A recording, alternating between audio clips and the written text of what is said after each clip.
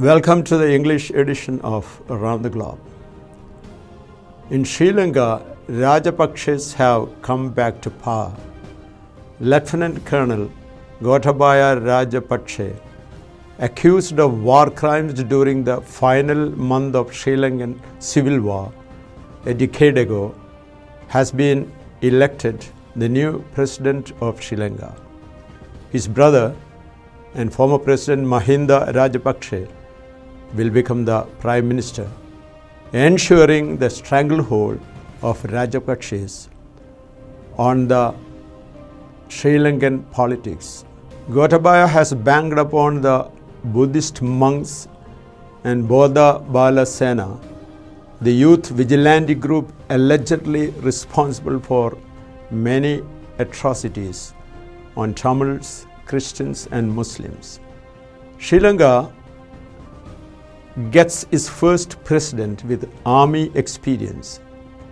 He had got military training in India and Pakistan, reflecting the strong desire of this South Asian island nation to keep the two subcontinental rivals in good humor. The election reflects the deep racial and religious divide between the Sinhalese and the Tamils, Hindu, Christian and Muslim. All voted en bloc against him in the presidential election. During the final phase of military operation to defeat the Tamil Liberation Tigers, Gotaboya, as defense minister, is alleged to have used paramilitary forces to rape, abduct and kill Tamil leaders, media persons and political opponents. His death squads travelled in unmarked white vans to pick up the unfortunate victims. The luckiest among them returned after a few months, while others were killed and their bodies promptly thrown into rivers or jungles. The soldiers did not spare women or children. They mercilessly killed Balachandran, the 12-year-old son of Prabhakaran, the LTTE chief, and committed horrible crimes in Tamil region. Sometimes called Terminator for his role in assassination and disappearances, Gotaboya and Mahinda Rajapakse won the hearts of Sinhalese for presenting themselves as their protectors in chief.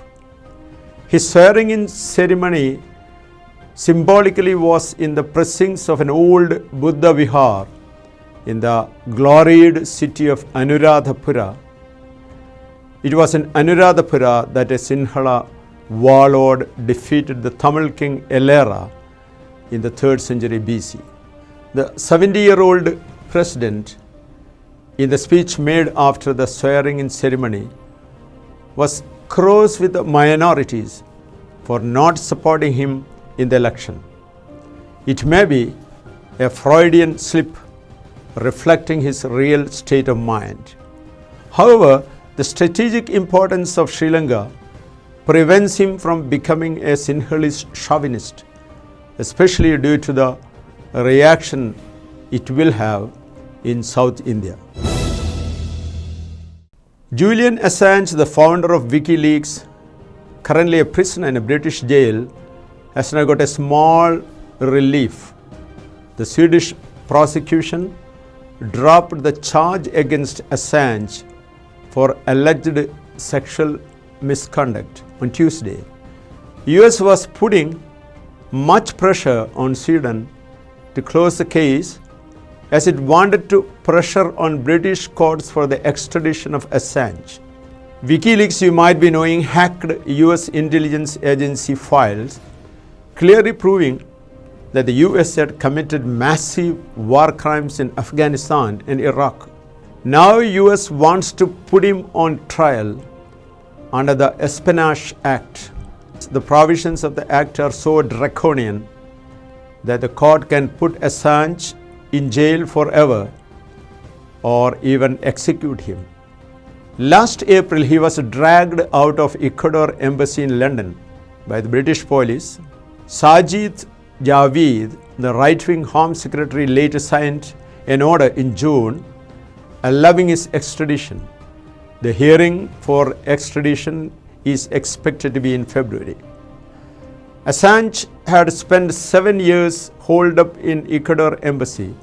The leftist president in Ecuador had given him political asylum, but later Ecuador elected a pro-US president and the Ecuador government denied him political asylum. Again, under the pressure from US, the embassy officials connived with the London Metropolitan Police in illegally removing him from the embassy. The ordeal for Assange in jail was not small. British intelligence passed all information it could collect about him on to CIA. The fake news about his anarchism, misbehavior, and sexual predilections also came from British sources. The Italian newspaper La Repubblica has reported that British government works hands in glove with the US. US Secretary of State Mike Pompeo announced on Tuesday that the US is going back on 1978 State Department view that Jewish settlements in the occupied Palestinian territories are inconsistent with international law. It is not hard to determine whether the move was intended to rescue Benjamin Netanyahu, the Israel's premier, or to buy the Jewish lobby's support for President Trump at a critical time. The move by Pompeo, an inveterate evangelical Christian who believes in the final war with the Jews in Palestine, is a direct message to the Palestinians. In the battle for their homeland, they are alone. America is not a negotiator. It has never been one. The USA has a side in the conflict and is not the side of justice or international law. The conflict is not progressing toward a peaceful resolution. Those amongst the Palestinians who advocate two-state solution will have to hide now. Pompeo has affirmed that there is one holy land between Jordan River and the Mediterranean Sea under the control of the Jewish state. From now on, the battle over this disputed land is whether it will be subject to the racist, discriminatory ideology implied by the concept of Jewish state, or if it will transform itself into a state of all its citizens, as is inherent in the notion of one Palestine. The Palestinian groups have categorically rejected the move and said that they no longer consider the United States a natural mediator. Both the UN and the European Union have reasserted the illegality of annexing occupied territories. The illegal settlements in Palestine are pupilled by Zionist extremists, mostly coming from the US. They have driven away Palestinians and destroyed olive orchards and stopped civic facilities like water and electricity to Palestinian towns and villages. But countries like Canada and Germany have categorically rejected the US move and made it clear that they would support the UN move to condemn the illegal decision. Some of the widely used procedures in cardiology is the insertion of a stent to unclog blocked arteries. Stent is a tiny mesh tube that opens a blood vessel. It is believed that the stent is more effective than pills, but no longer, says a much anticipated study in the United States. The study called Ischemia found no difference between medicine and this invasive procedure. The keenly anticipated study suggests that Stent and bypass surgery should be used more sparingly in patients with stable heart disease. People with stable heart diseases will have frequent chest pain.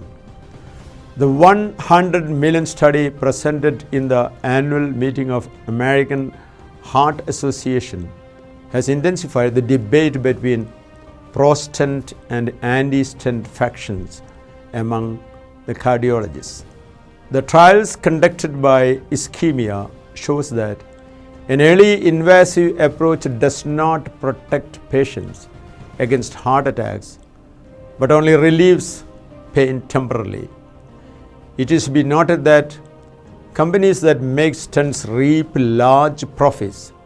The invasive procedure is a major source of income to hospitals and cardiac surgeons. Even in the US, about 500,000 stent procedures are performed each year. Out of them, about 1/5 belong to people with stable heart disease.